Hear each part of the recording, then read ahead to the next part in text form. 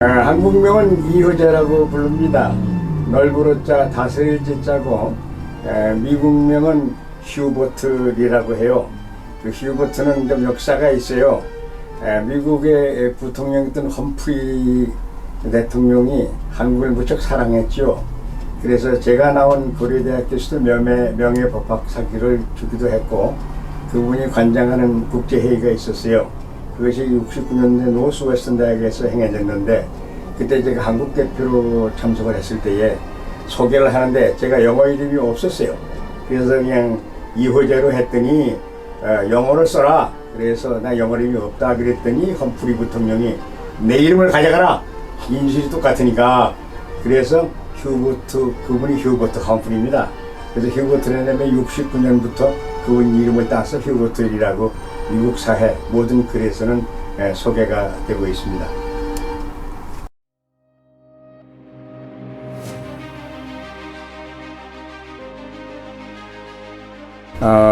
경기도 화성군 우정면입니다.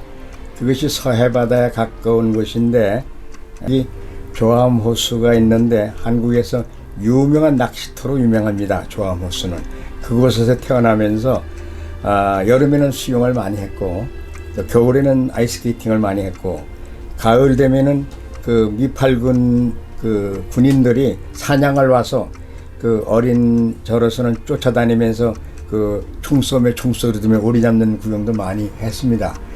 그래서 그런지 제가 어쩌건 시인이 되기도 했습니다.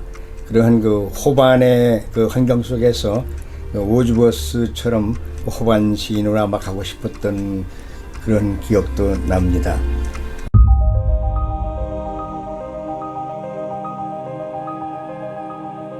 제가 국민학교 다닐 때에 6.25 전쟁이 났어요. 그 미팔군 사령부에서 이 간첩들의 행동을 모니터링을 해야 된다. 그래서 통신부대를 하나 우리 뒷근방 안에 설치를 했더라고요.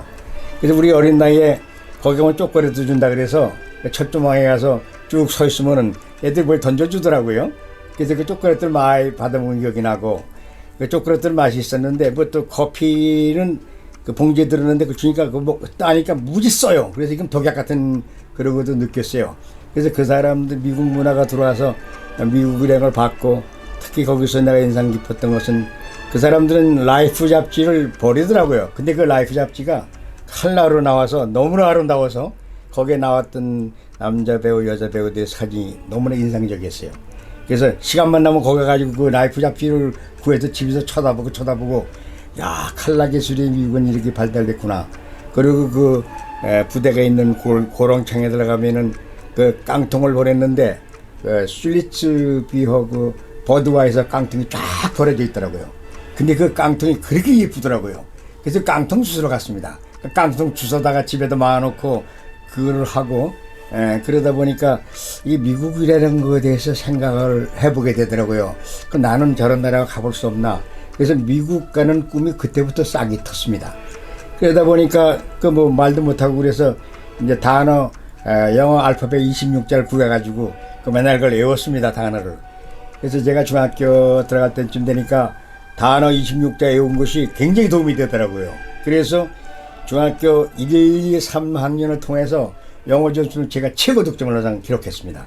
그래서 이름이 그냥 저절로 났습니다, 그 영어 때문에. 그래서 그 영어가 고등학교 가고 대학 간 데도 도움이 됐고, 결국 내 그 영어 때문에 미국을 동경했고 유학을 동경했고 미국 가서 살고 지금 50년이 된 계기가 된 것 같습니다.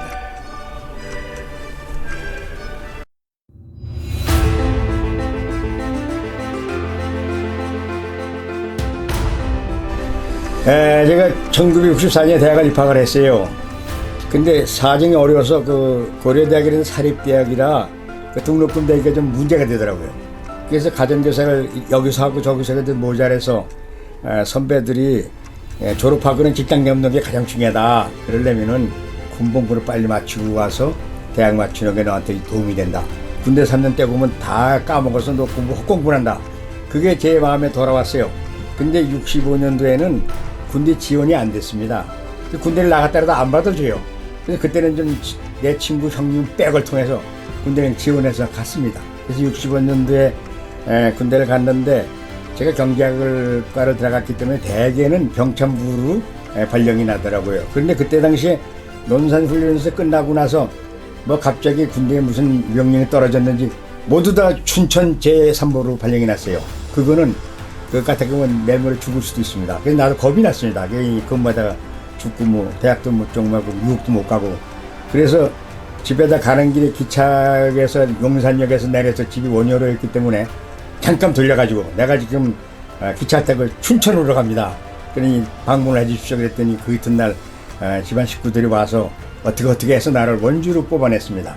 원주에서 내렸는데 뭐 군대니까 뭐 하라는 대로 다 해야 되죠. 이 미국에서 수입되는 유리통을 기차에서 내리는 게 제 임무였습니다. 이게 얼마나 무겁냐면 혼자 못해요. 둘이 세 명이 하는데 겨울에 그걸 내리는데 이게 뭐 춥기는 하고 이게 너무 힘들고 내가 이게 평생 이렇게 산다면 죽는 게 차라리 낫구나 그런 생각이 든 적도 있었습니다.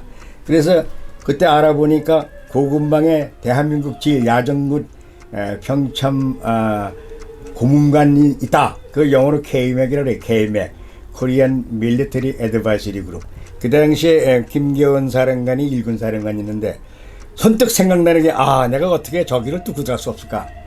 그래서 내가 군목을 찾아갔습니다. 박 대령을 찾아가서 내가 사실 꿈이 좀 있는데 내가 저렇게 도나무통 내리다가 인생 보내서 이게 내가 너무 아까울 것 같습니다. 그러니 내가 유학의 꿈을 실현하기 위해서는 저 군사고문단에 가서 좀 내가 쪽 짧은 지식이지만은 통역다고 그런 일을 하고 싶습니다. 그랬는데 그 박 대령이 하느님이 도와서 그런지 그 군사령관한테 얘기를 해서 제가 며칠 후부터 그 군사고문단 병참수석고문관실에서 이제 쫄병으로 번역하는 일을 맡게 됐어요. 그래서 거기는 아주 그냥 이 천국 같더라고. 천국. 그 미군 부대 들어가니까. 거기서 근무하면서 출근은 자기는 한국 부대가 자고 그 한국 부대에 있으면은 이 미국 사람들은 그때도 참 여유 있는 국민이었던 것 같아요. 이 군 리무진이 딸 데리러 옵니다. 근데 그때는 우리는 그냥 뭐 땀 질질 흘리면서 훈련을 받아야 되는데 중대장이 되게 대의죠. 이 중대장이 화가 나가지고 너 이놈의 새끼 무슨 특별한 놈이냐 해서 내가 군밤을 많이 맞았습니다. 그 뭐 할 말은 없고 뭐 거기서 가라는 데는 근무를 하니까 그걸로 가는 겁니다. 그래서 매번 고민이 됐어요. 거기 퇴근하면 또 데려다죠. 리무진으로. 그 또 아침 또 9시에 남 훈련 받는데 나를 또 모시러 와요. 야, 이게 미국 일행이 이런 나라구나. 너무나 감동을 받았어요. 그래서 이제 방법을 이용한 것이 어떻게 저 미군 막사에 들어가서 여기 오지 않고 거기서 근무하는 방법을 연구 끝에 병참수석고문관이 그때 미국 대령이었어요. 베넷 대령한테 얘기를 했더니 그래 그러고서 그 사람이 척 받아들이고 여기다 막사를 정해줄 테니까 여기서 오라. 그래서 그분이 아마 일군 사령부 김기훈 장관한테 뭐 얘기를 한 것 같습니다. 그래서 그 막사를 얻어서 거기서 근무했습니다. 그러니까 뭐 근무 9시부터 5시까지 근무하고 또 점심시간 또 1시간 또 주대요. 그러니까 그 도서관이 또 있대요. 60원인데 에어컨이 쫙 나오더라고요. 야, 이게 천국이야, 천국. 미팔군 있는 게.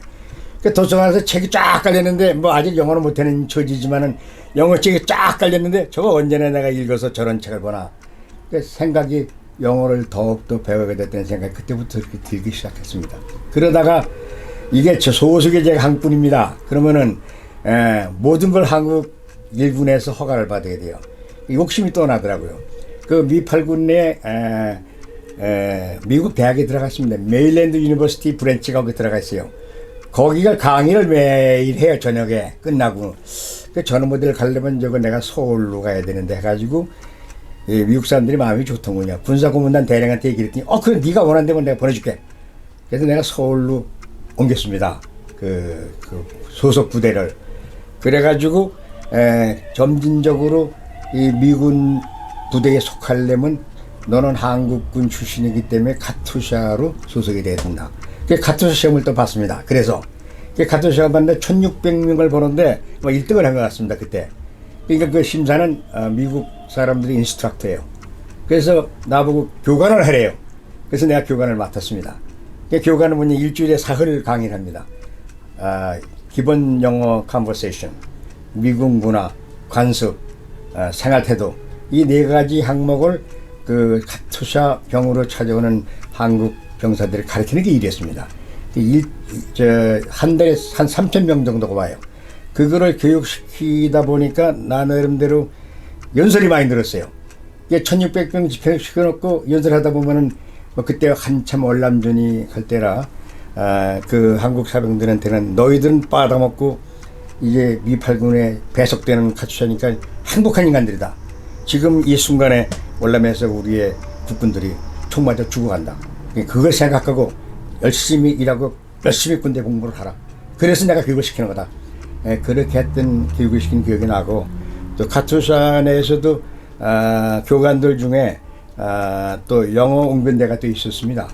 근데 그것도 제가 응시를 해서 어떻게 상을 타게 돼서 미팔군 사령관 특상을 받게 됐습니다. 그러면서 나의 그때 카투사 교육대의 상병은 클린턴 대통령이 대통령이 됐을 때에 상공부 장관으로 임명한 론 브라운이 그때 내 교장이었습니다. 가까웠어요, 나하고 같이 군 복무를 하니까. 그래서 론 브라운이 이제 나의 교장이었는데, 그런 사람들하고 계속 컨택트를 했고, 또 집안에서 국회의원 하시는 분이 있어서 기왕에 내가 미국을 쳐다볼 거라면 제일 큰 줄을 해야자. 그래서 뉴욕 주지사하고 캘리포니아 주지사하고 텍사스 주지사한테 편지를 쓰기 시작했습니다. 그러니까 소위 이거 펜팔이죠, 펜팔. 펜팔을 하기 시작했어요. 그랬더니 텍사스 주지사 존 커넬리가 그때 주지사였는데, 그분이 누구냐면은 케네디 대통령이 달라스를 방문할 때 앞자리 타고 가다가 그 케네디가 사살당한 사건 있죠. 바로 옆자리에 앉은 사람이 존 커넬리입니다. 그분이 너 미국 오고 싶으면 내가 스폰서를 할 때 언제든지 하라. 그래서 내가 미국 오는 꿈을 꿀 때 그분이 재정부서를 썼습니다. 그러니까 그 재정부서 가지고 대사관에 가니까 미국 올 때에 일사천리로 다 되더라고요. 그래서 일찍이 미국 사람들과 컨택트를 하기 시작하고, 짧은 영어 배운 것이 그래도 편지를 쓸 수 있는 능력을 키운 게 8군에서 키웠고, 제가 아직 졸업을 못했잖아요. 다시 학교로 복귀를 해서 대학을 이제 마치고 유학의 꿈을 준비하면서 하는 도중에 1969년도에 이 국제 학생기구 중에 국제 경상학회라는 게 있습니다. 국제경. 그 영어는 아이색이라 그러는데, 그게 각 나라 다 있고 우리나라에도 1년에 한 명씩을 차출합니다. 그 시험을 봅니다, 유네스코에서. 그래서 또 제가 그 응시를 했어요. 그러니까 그거는 1등이 되면은 미국 가서 뭐 한 6개월 동안 체류 동안 체류 비용 다 대주고 비행기표 다 대주고 혜택이 무지 많아요. 그래서 이거 내가 잡아야 되겠다 해가지고서 그때 시험을 봤습니다. 그랬더니 다행히 제가 당선이 돼서 대한민국 아이색 대표로 내가 69년도에 노스웨스턴 대학으로 그때 첫 출발을 디뎠습니다. 그래서 노스웨스턴 대학에 있으면서 낮에는 그 필드 엔터프라이즈라고 공무원생을 지정한 곳에 가서 일을 하면서 봉급을 받고 아주 재밌고, 그 노스웨스턴 대학은 미시간 호수가에 있어서 아주 낭만적입니다. 거기서 상당히 엔조이했고, 또 욕심이 나서 나도 그 웨이트레스를 한번 해보자. 그 이태리 식당 쫓아다니면서 또 신청해가지고 또 웨이트 노릇도 해봤습니다. 그렇게 하면서 6개월 마치고 한국에 돌아와서 학교를 마치고 다시 이제 정식 유학생으로 콜롬비아 대학원으로 다시 오기 수족 갈기를 시작했습니다. 그래서 온 곳이 72년도입니다. 72년도에 미국을 오게 됐고, 이제 와서 나를 지원했던 사람들은 와서 가깝게 연락을 하고, 그러니까 그 사람들이 또 아버지들이 상당히 높은 자리에 있더라고요. 그 아버지들이 또 나를 초청가지고 점심도 얻어먹고 저녁도 얻어먹고 필요한 거였는데, 얘기하면 뭐가 필요한지도 몰랐지만은 너 학생 비자입니다. 학생 비자라니까 일도 못합니다. 그렇게 해서 미국 생활을 하는데 일을 해야 되지 않겠어요? 콜롬비아 대가 학비 무지 비쌉니다. 젊은 기분에 내가 뭐 고학해서 할 거라 생각했는데 와보니까 어른도 없는 얘기야. 고학을 해서 콜롬비아 대가 학비를 댄다, 이거는 생각도 못하는 일입니다. 그래서 내가 일을 해야 되겠다. 그 무슨 일을 해야 되느냐? 학교 다니면서 하려면 파타임으로 하는 수밖에 없어서, 이게 소문을 들어보니까 그 바에서 바텐더를 하면은 그 단기적 수입이 좋다. 그래서 바텐더 스쿨을 또 3개월치 가서 증명서를 땄습니다. 그래가지고 이제 짭을 잡는데 직장을 집어주는 게 처음 주는 곳이 뉴욕 시내에 8번가 40가에 그 바들이 많았어요. 거기 가서 일을 하래요. 근데 거기 저녁에 가보니까 범죄들이 우르르 내려간 것 같아요. 근데 나는 그 범죄에서 총 맞는 생각 안 했고, 어떻게 이제 푼돈을 좀 벌어야 되겠다. 그 어떤 데 하루 저녁에 100불을 벌어요. 술 취하면은 술 취한 사람들이 기분이 나면은 50불 주고 100불 주고 그런 것 같더라고요. 그러니까 너 뭘 왔느냐, 나 유학하러 왔다. 그러니까 동경하는 사람들도 많아서 팁을 많이 받아서 하는데 내가 시작이 7시부터 새벽 5시까지입니다. 그때가 범죄가 가장 많은 시간입니다. 그때에 72년도에 8번가라는 것은 범죄 소굴이었어요. 그래서 나가다가 총 맞아 죽기도 칼에 찔러 죽기도 그런데 저의 젊은 마음에는 맞아 죽는다는 생각을 하도 안 하고 거기서 일해서 fund은 분은 거기에 관심을 가지고 거기서 열심히 그 바텐더 술 믹스하는 걸 해서 아주 뭐 잘하는 것처럼 했습니다. 사실은 다 잘 알지 못하죠. 그 술 섞는 게 아주 그 복잡합니다. 그게 다 알아야 되고 그렇게 해서 세월을 보내다가 내가 고려대에 가서 공부를 끝낼 수가 없어서 이제 내 고려대학교 선배들이 한둘 있었어요. 연락을 했더니 거기서 무슨 공부를 하냐? 저 장학금 준 데로 가라. 네가 장학금 없이 공부를 하냐? 그 어딘지 잘 모른다. 그랬더니 지금 그 고려대학교에서 학장을 지내신 선배가 뉴욕 주립대 가면은 요새 장학금 많이 준대더라. 너 학점이 저 대학대 좋은 것 같으니까 해봐라. 그래서 그때 내가 대학 때는 공부를 좀 학점이 좋았나 봐요. 예약점이 많아요. 그때 예약점을 가지고 신청하니까 뉴욕 주립대 가서 전액 장학금에 이 생활비까지 준다고 연락이 또 오더라고요. 그래서 내가 8월부터 보따리를 싸고 그 뉴욕 주립대로 가서 거기서 이제 석사 과정부터 다시 시작을 했습니다. 이게 가을이 되니까 주립대들이 업스테이트가 많아요. 단풍이 졌는데 너무나 아름다워서 도서관 안에서 공부를 할 수가 없더라고요. 너무나 센티해가지고 이제 그걸 겪고 공부를 하고 이제 박사 과정을 이제 들어가면서 내가 영주권이 없어요. 근데 욕심이 영주권 갖고 공부를 하고 싶더라고요. 근데 영주권 어떻게 땁니까? 파타임으로도 일을 못해. 그래서 이거 영주권 따는 길이 없나. 그래서 뉴욕시에 내려와서 소문을 폈더니 어느 그 기업가가 자기가 보석상을 하는데 보석 깎는 사람이 필요하대요. 그러니까 당신이 그 보석 깎는 기술을 배운답시고 자기가 영주권 스폰서 설정하라. 그래서 저는 영주권 얻는 욕심에 거기 가서 보석 깎는 짓을 했습니다. 한 3개월 깎아보니까 죽으면 죽지는 못했겠어요. 그래. 내가 차라리 그냥 공부 끝나고 빨리 한국 가는 게 낫지. 박사 따고. 그래서 결국 3개월에 중단을 하고 딴데 돈 더 주는 데가 없나 그래서 또 여러 곳에 이제 방법을 좀 알았습니다. 미국 그 어떻게 대학원 가서 장학금 받나. 그때 텍사스주가 한참 번성할 때입니다. 그 텍사스 달라스 연락 때 달라스 주립대 가서 8,000불을 주겠다고 연락이 왔어요. 장학금을. 생활비 따로 주고 이거는 유학생이 8,000불 받으면 아주 잘 삽니다. 더구나 뭐 독신 같은 사람은 돈 남아 돌아가요.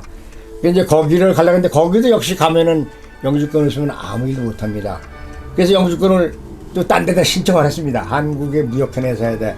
내가 이제 바이링구얼로 저 영어고 한국말하고 하는데 한국 무역하는데 필요한 사람으로 좀 세크레터를 넣어줄 수 없느냐. 근데 아는 분이 그냥 스폰서로 서서 해서 영주권을 신청을 했는데 보통 그 1년 반에 나오는데 3년이 걸렸어요. 이름을 잘못 적는 바람에. 그래서 3년 동안 묶였어요. 뉴욕서. 거기서 이제 내가 발생한 게 이 위장염이 걸렸어요. 저 희비지 장염이 걸렸어요. 공부를 해야 되는데 공부 못하겠고 영주권도 없고 지금 내 상태가 붕 떠 있습니다. 이거 지금 보따리 싸고 한국 박사를 못 땄으니까 갈 수도 없고 그 텍사스 대학도 못 갔고 그 텍사스 대학에서는 왜 안 오느냐. 장학금 너 때문에 할당을 해놨는데 네가 안 와서 딴 사람도 못 준다. 그래서 굉장히 고민하다가 희비장이 걸려서 아는 의사한테 갔더니 위암이라고 판단을 내리더라고요. 그분이 유명한 의사인데 사실은 위암이 아니었는데 증세를 보고 도서관에서 1시 2시 오면은 밥을 먹을 수가 없잖아요. 조금 먹으면 채요. 바로 채고 안 돼요. 소화가. 그러니까 애꿎은 콜라고 세븐아만 마셨는데 이게 악화가 되고 여러분들 아시지만 위장병 걸린 사람들은 이 카보네이트 먹으러 마시면 안 돼요. 커피도 많이 마시면 안 돼요.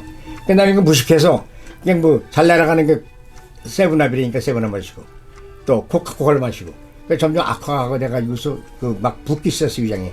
체중이 제가 보통 100, 그때는 140인데 100으로 내려가더라고요. 체중이. 못 먹으니까. 그래서 죽는다고 그런 판정이 나오는 것 같아서 생명보험도 그때 안 들었어요. 그래서 너무 이게 30도 안 돼서 죽는구나.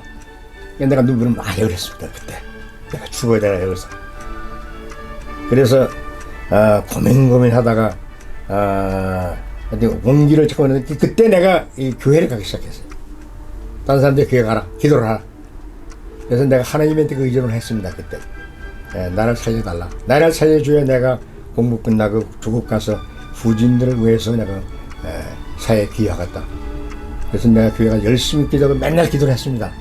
그랬는데 낮에는 어쨌든 이제 검사를 하러 가는데 생명보험을 들어놓고 가야 되겠구나. 그 6개월 전에 생명보험을 신청을 했어요. 그때 당시에 10만 불 생명보험을 들었어요. 그래 내가 죽더라도 뭐 남기는 게 있지 않겠어요. 이제 그러고 가서 저 플라싱 내는 곳에 유명한 내과사한테 이제 가서 봤는데 그 위궤양 검사라 그러죠. 그걸 그 기계를 넣었더라고요. 마취시키고 해서 한 이틀 검사를 했는데 위암이 아니고 장기 위궤양염이다. 그렇게 판정이 내려서 얼굴에 웃음이 확 돋았습니다. 죽는 게 아니었구나. 그래서 그때 다시 살아나가지고 이제 그 영주권 신청은 또 해결됐고 다시 공부를 시작했습니다. 그래서 주위 사람들이 뭐 미국 갔는데 공부를 하느냐, 그냥 적당히 먹고 살지, 그 애 먹고 위암 걸려 죽기까지 하려고 그러는데 많이 고민을 했는데 제가 아까도 얘기했지만 자랄 때부터 해양열이 좀 있었어요. 중학교 때도 그렇고 고등학교 때도 그렇고 대학 가서도 내가 미국 가서 거기도 최고 학위를 받아가지고 모국으로 돌아와서 후진 양성을 하자, 이런 거에 관심이 있었고, 또 내가 왜 경제학을 하냐면은 대한민국이 앞으로는 잘 살려면 경제 외교를 해야 된다. 그래서 경제학을 공부해가지고 외교 순리 좀 써보자. 그러한 야심과 품을 가지고 제가 공부를 시작해서 그때도 직장을 잡았으면 영주권이라는 직장 잡히다가 올렸을 거예요. 그래서 먹고 사는데 아무 지장이 없는데 매일 고민하는 게 이게 내가 박사학위 못 땄는데 이래가지고 내가 미군 사명이 없다. 나 이렇게 살고 싶지 않다. 그게 뭐 노상 밤마다 내가 고민하고 그랬어요. 그러다가 다시 내가 결심을 했습니다. 직장을 사표를 했어요. 그때 돈 3만 5천 불이었습니다. 내가 받는 월급이 괜찮은 월급이었어요. 그때 2만 불 가지고 먹고 살았어요. 그거 가지고 먹고 살면 됐는데 저 개인적인 그 향열과 욕심 때문에 사표를 눈물을 흘리고 냈습니다. 내가 그러면 학위를 못 따면은 도라미 탑을 내잖아요. 직장, 좋은 직장 관둔 것도. 그래서 저는 아직 내가 젊으니까 해보자 그래서 사표를 내고 다시 학교를 찾아서 훈련병을 못 가고 제가 좀 이 공부를 이 전통적인 경제 이론하고 또 이 막스 쪽에 좌파적인 경제 이론이 있습니다. 이 미국 내에도 아직도 있는데 하버드 대학에 좌파 이론이 좀 있고 또 유니버시티 펜실베니아에 좀 있고 또 맨하탄의 뉴스쿨이라는 데가 전통적으로 막스 경제를 가르치는 곳입니다. 거기를 가고 싶었어요, 내가. 그 막 우리 동창 중에는 그 김중태라는 분이 서울 물리대를 하고 대학 한참 하다가 거기 와서 공부하다가 아마 나중에 아마 명지대학 총장이 됐을 거예요. 그래서 거기서 내가 조세론에 대해서 막스 이론으로 학위를 따서 거기서 공부를 해서 다 집어치고 뒤늦게 나에 도서관에 가서 새벽 1시, 2시까지 가서 앉아있고 그랬었습니다. 그런데 85년도에 나의 스승인 김상엽 박사가 총리가 되셨다고 연락이 오시더라고요. 그래서 오라고 한번. 그때 아직 학위를 못 끝냈어요. 그냥 갔습니다. 한국 가가지고 총리실에 들어가는데 그때는 이제 미국에서 신발 신으면 브라질 신발이 이 붉은 가죽의 신이 유행했어요. 그때. 그래서 저는 한국의 풍습을 싹 잊어버리고 양말도 뭐 까만 양말이 아니고 그냥 뭐 누르등등한 양말 신고 신발도 브라운색을 신고 또 5월달이니까 양복도 또 라이트 블루 양복 입고 갔어요. 그래서 중앙청에 들어가는데 그 질문이 무슨 차 타고 오느냐 번호 뭐냐 다 제공했습니다. 근데 안 들여보내더라고요 중앙청에서. 그 무슨 뭐 이게 양아치가 왔나 그렇게 생각하는 국무총리실을 간다 그랬더니 허용을 안 해요. 한참 심각해 버렸습니다. 이미 약속이 다 돼 있고 총리실 연락해보라. 그래서 간신히 거길 빠져나가서 했더니 나중에 알고 보니까 그 한국의 풍습은 그런 그 고위 공문실에 들어가는 것은 까만 양말에 까만 구두에 까만 양복을 신고 하라 이야. 저는 그걸 까맣게 이었었습니다. 나중에 그 정치 있는 분들이 그걸 모르고 강요하느냐 그래서 내가 꾸지람을 받기도 했습니다. 그래서 그때 내가 돌아갈 수 있는 입장에서 빨리 공부를 끝내오라고 그러시더라고요. 그리고 다시 돌아와서 다시 공부를 하는데 애가 내가 이제 둘이 생겼어요. 근데 쉽진 않더라고요, 생활이. 그래도 애초에 내가 결심한 것이 있으니까 이게 관철시켜야 된다. 난 끝까지 이제 공부하겠다는 걸 시작을 했어요, 끝까지. 그러니까 뭐 그 나이에도 도서관 가서 1시에 2시에 오고 어떤 데는 밥을 넘기기도 하고 그렇게 유학 생활을 해서 80년 말에 이제 리카르도의 동등 학설, 그거 사실 한국에서 잘 모르는 학설인데 그거를 이제 학위를 끝내고 월스트리트가로 직장을 잡기 시작을 했습니다. 그래서 월스트리트가 직장을 잡고 제가 주립대학을 다닐 때 뉴욕 주립대학 빙햄턴하고 코넬 대학하고 그 낭수기업장 학과가 있었어요. 코넬 대학이 이타카였습니다. 그 빙햄턴은 빙햄턴에 있어요. 거기서 30분 거리예요. 그래서 거기를 왔다 갔다 했어요, 거기에. 그래서 그쪽 그 업스테이트 사는 기억이 너무나 아름다워요. 단풍 좋고. 그래서 내가 월스트리트까지 일을 하면서도 어떻게 다시 시골로 올 수 없을까 그런 고민을 하다가 지금 현재 살고 있는 이 육군사관학교가 소지하고 있는 또 조지 워싱턴이 진군할 때 여기 독립전쟁을 했던 이 오렌지 카운티로 제가 82년도에 이사를 왔습니다. 그때부터 이제 와서 자리를 잡고 월스트리트가로 출퇴근을 했죠. 그대로 넘.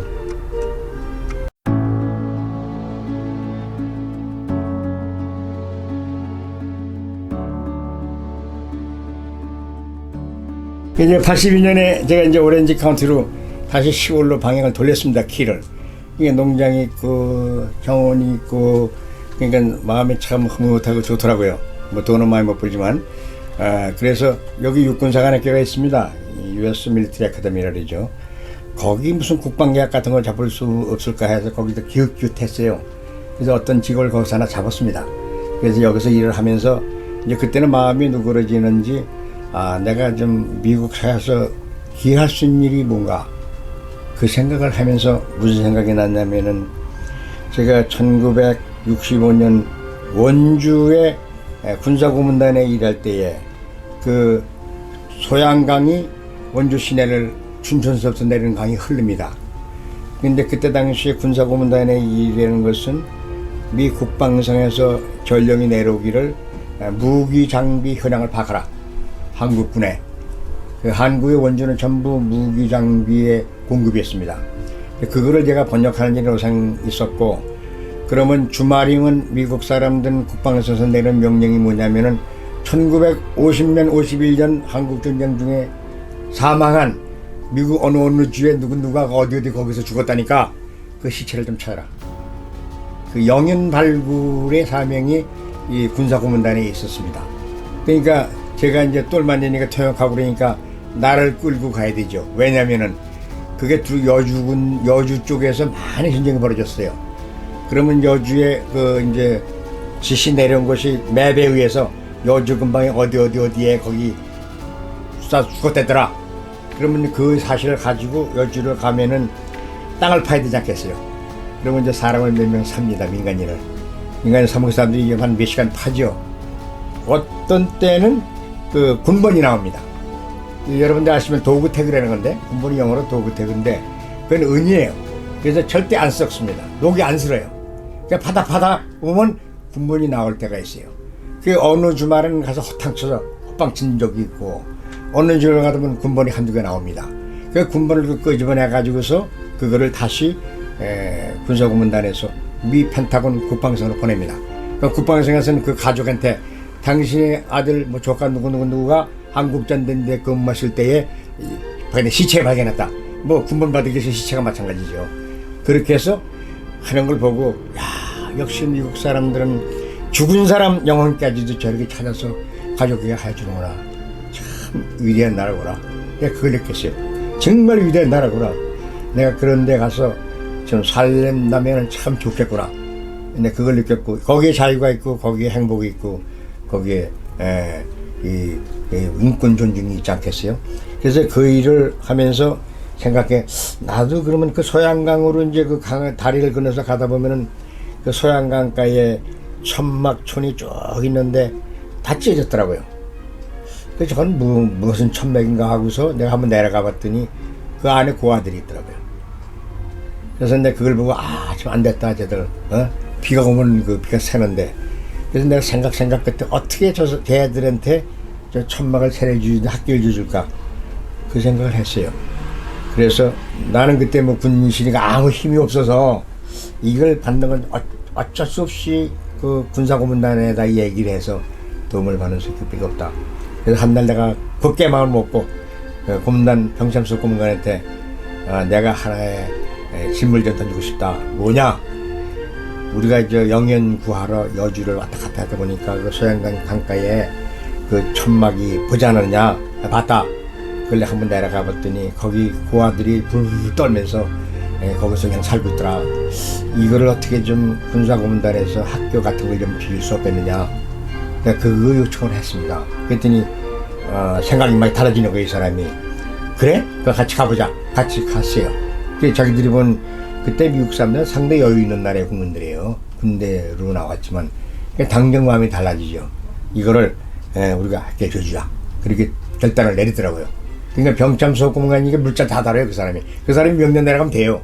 그래 가서 한 달 만에 병참부대 연락을 해서 군대 내에서 꼭 필요한 거 제쳐고 나머지는 학교 진도 다 하라. 명령이 딱 떨어지더라고요. 그래서 학교를 줘줬어. 그런 기억이 있습니다. 학교 줘주니까 식목일 때만 노상 불러요, 우리를. 그래서 나무 심동을 하잖아요. 나하고 이제 군사고문단 이러고. 그 학교에서는 애들도 좋아하고 거기 그 고아원 운영하는 사람도 좋아하고 그걸 통해서 2002년에 한미 사랑의 재단이라는 거를 설립했고 그 목적은 고국의 불우한 소년 소녀 가장과 장애인들 장학금을 준다. 목적이 그랬습니다. 그래서 만불내지 15,000불씩 지금 매년 갖다 25만 불을 갖다 줬어요, 제가 이제까지. 그래서 지금 금년 올해도 지금 가기로 돼. 그 모체가 바로 그 일군사령부가 있던 소양강 강가에 천막에 찢어진 천막 여기서 달달달달 떨던 그 아이들을 보고 그 학교를 지어주고 그거를 생각해서 여기서 한국에 모금을 해서 그 아들 도와주자.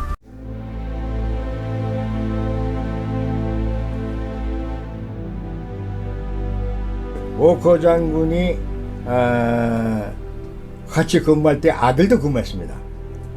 대위였어, 대위. 근데 메가더가 이제 총사령관 아니에요. 오커 장군이 죽으니까 메가더 장군이 오커 대위를 불러서 너까지 여기서 죽을 순 없다.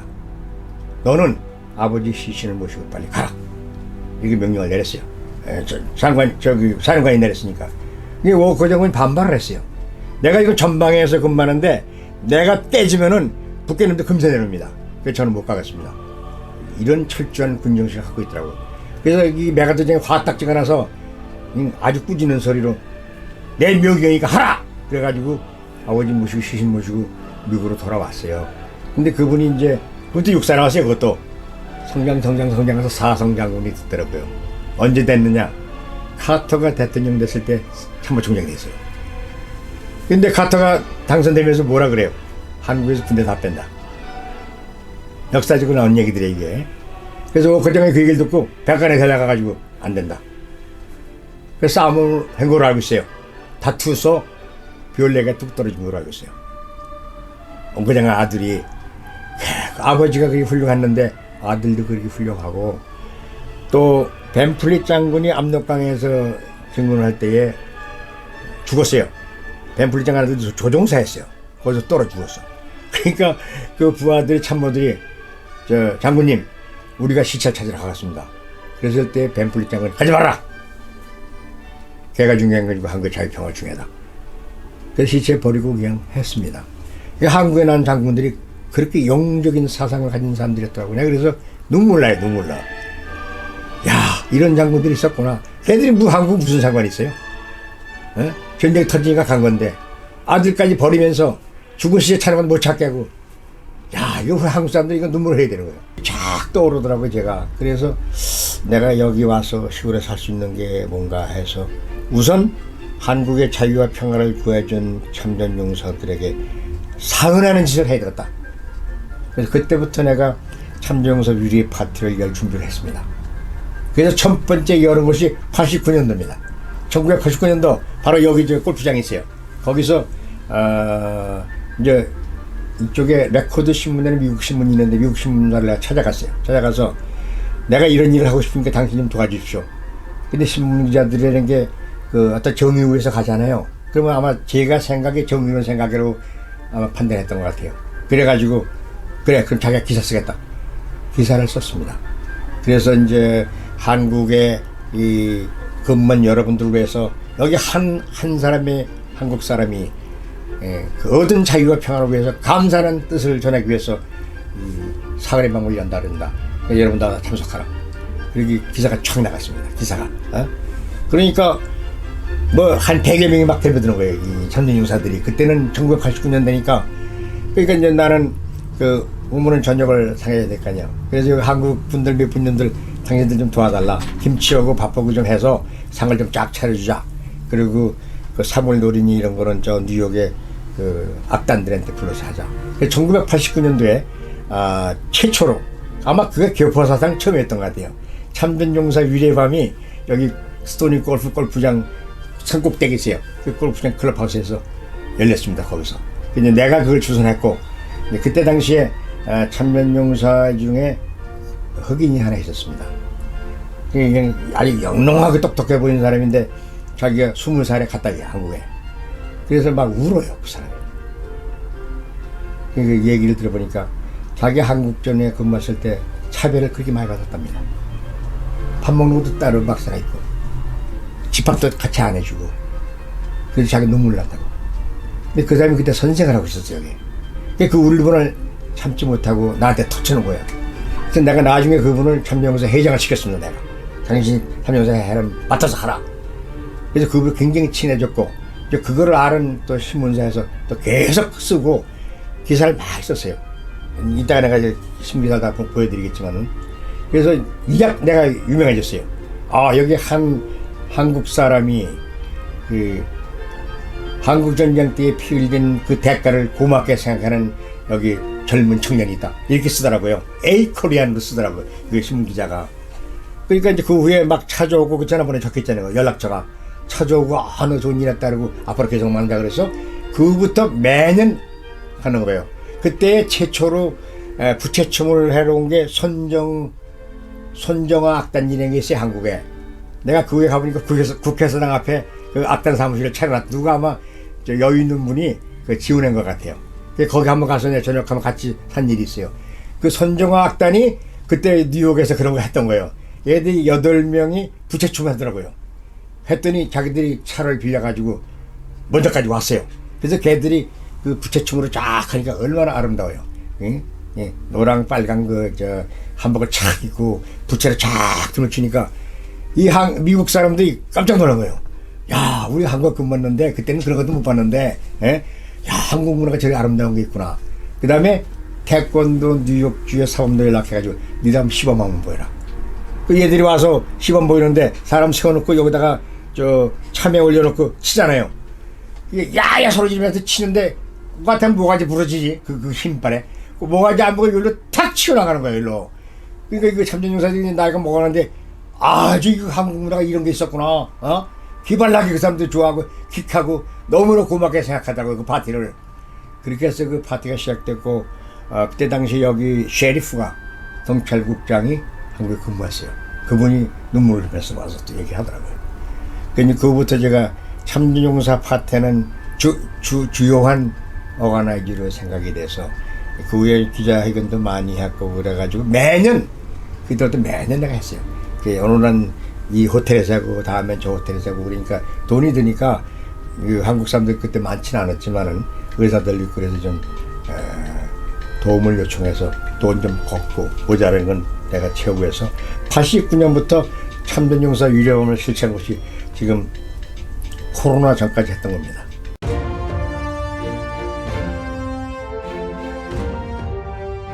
하다 보니까 이 지역사회에서 뉴욕 신문들이 막 떠들썩하게 기사를 많이 썼습니다. 그러다 보니까 여기 행정부에 있는 사람들도 아마 그 비서관들이 그랬겠는지 저런 분을 우리 여기 이 커미션을 신청한다 이런 얘기가 나왔던 것 같아요. 그래서 그 바로 1년 후에 이 휴먼 라이트 커미셔너로 지명을 하더라고요. 지명을 하는데 subject to approval, 그것에 legislature, 여기도 의회가 있어요. 19명의 입법회원이 있습니다. 거기에 인준을 맡아야 된다. 그 내가 하는 일은 아니니까 난 모르겠다. 하여튼 하라는 대로 할 테니까. 거기서 인준으로 만장일치로 가길래 내가 커미셔너가 된 거예요. 휴먼라이트 커미셔너. 그 커미셔너는 무슨 일을 하는 거냐? 그거는 이 지역사회 40만이에요. 이 지역사회에서 이 차별과 그 다음에 이 인종 문제라든가 또 이 도메스틱 바이런스 문제라든가 또 주택에 있어서의 그 인간 차별이라든가 이런 문제를 다루면서 이거에 기여한 사람들 1년에 한두 명씩 뽑아서 시상해주는 일입니다. 매년 한 번씩 시상식을 해요. 그 어워드 세리머니라 해요. 그럼 내가 이제 체어맨이 됐어요. 이 커미셔너에. 그러면 여기서 이제 호텔 같은 데 정해가지고 초청장 보내서 한 200명이 참석을 해요.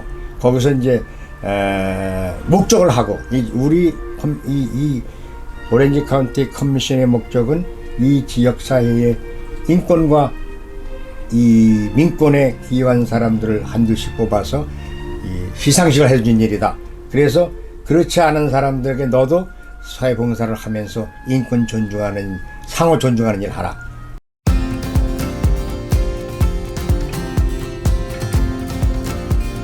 여기 한인들이 꽤 있는데 이것도 좀 오가나이즈해서 초대 내가 뉴욕주 한인회장을 창설을 했어요.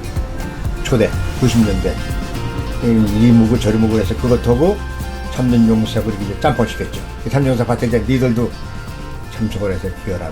그래서 한인회도 내가 몇 년을 했습니다. 초대 한인회장으로.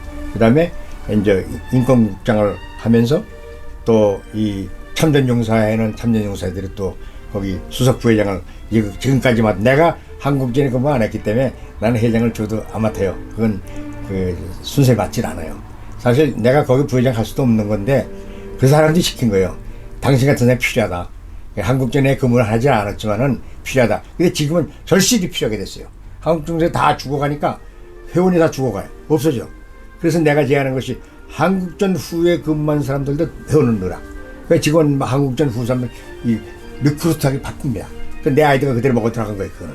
그렇게 하면 그 코리안 워 베테랑스 애소시에이션이라는 게 KWV인데 그 기관이 없어져. 조금씩 없어질 거야. 아마 각 지역에서. 나이가 85에서 좀 95 사이거든요.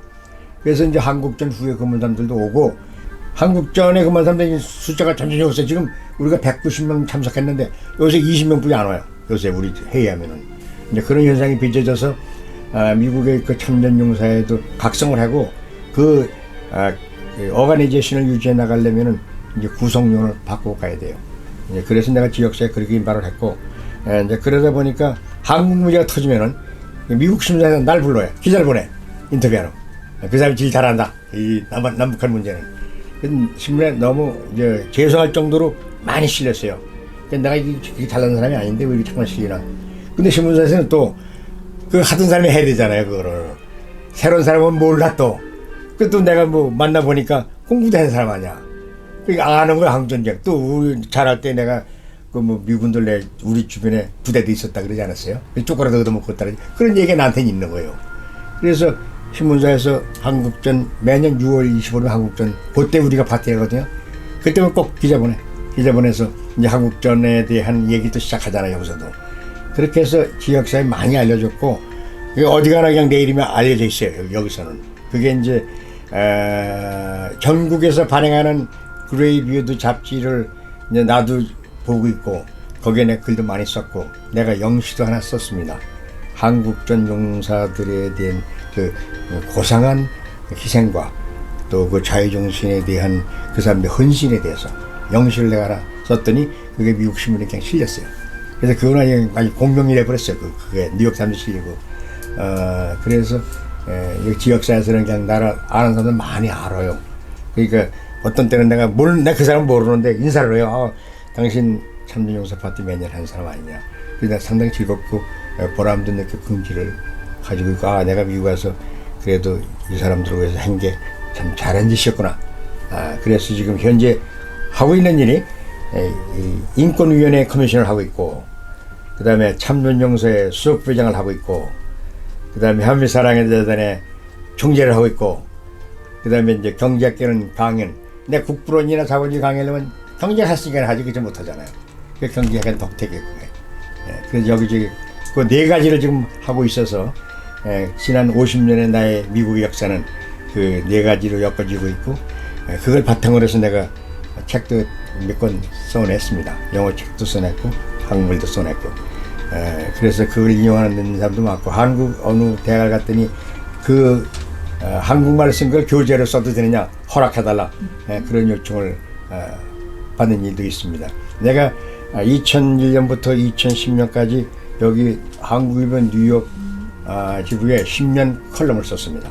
또 중앙일보에도 썼고, 그것들을 이제 종합해서 나온 것이 이제 첫 번째 내가 본 미국과 한국에 대한 그 책에 나온 거고, 앞으로 한 두서너 권 책을 이제 더 쓰려고 이제 그런 각오를 하고 있습니다. 그래서 내가 지역사회 인발받은 게 그렇게 돼서 인발받게 됐습니다.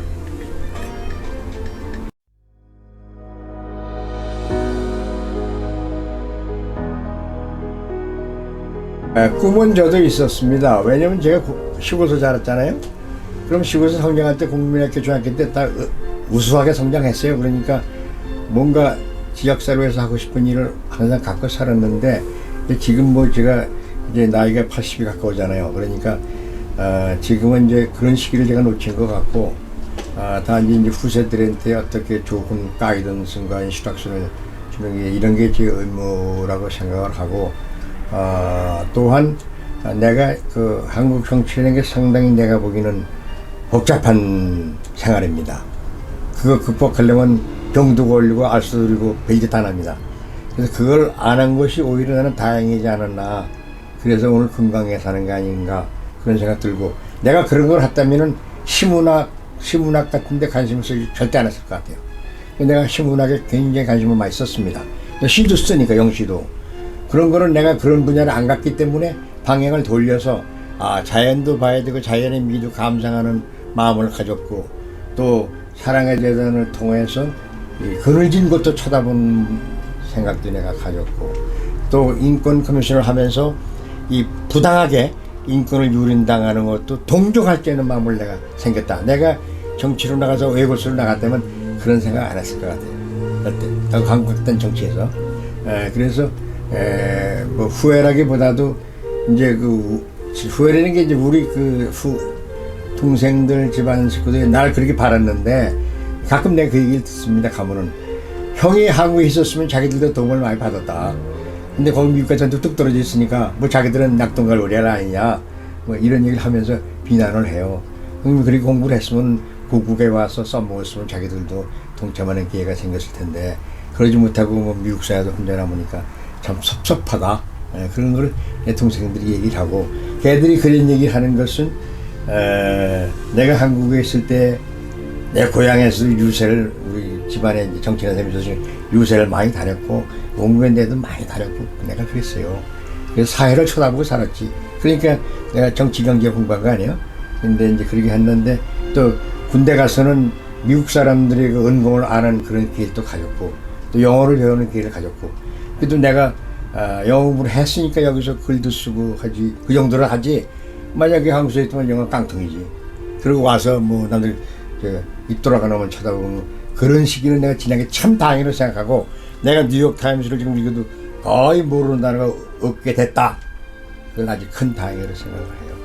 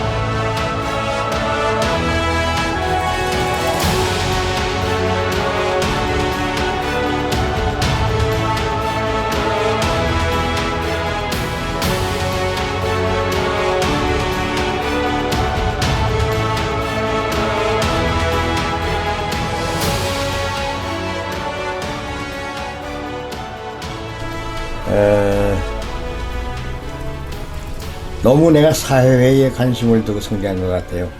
그래서 가정에 더 충실한 남편 내지는 아버지 역할도 지금 뒤돌아봅니다. 그리고 자신의 충실해서 그 충실한 것이 남이 보든 안 보든 하나의 완결한 아주 시민으로 살다가 사회에 뭔가 발자국을 남기는 사람이 됐으면 좋겠다, 그런 생각을 해서 내가 사랑의 재단도 설립합니다. 뭔가 발자국을 남기고 빛과 소금이 된다면 나의 인생은 참 만족스러운 인생을 살았다고 할 수가 있을 것 같아요. 네, 그겁니다.